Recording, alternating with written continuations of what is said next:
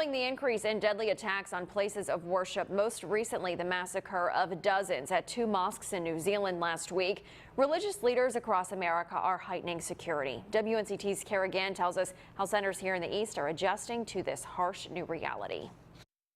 Whether it's adding more security cameras, security officers, or just being more aware, religious leaders tell me they're doing their best to make sure their congregations feel safe. What is supposed to be a safe place violated. Rabbi Harley at Beit Shalom in Greenville calls this type of hate race-based nationalism. He says it's a global problem that must be fixed. That seems to be growing around the world as an epidemic. He says his staff and congregation at the synagogue are working to see the signs of these types of threats sooner and better. We have been planning and thinking about security for a long time. See something, say something. The synagogue is working closely with a national Jewish organization specializing in security, and they've also been working with local law enforcement. The last thing we thought about was doing security for worship in schools, but that day and time is upon us. Deputies say they have been educating congregations through different seminars and presentations. From how to deposit their money, as to security for their ushers and people watching the church, what to look for, how to report things. Staff at Koinonia Christian Center in Greenville also have various security measures in place. We have valet, we have ushers, and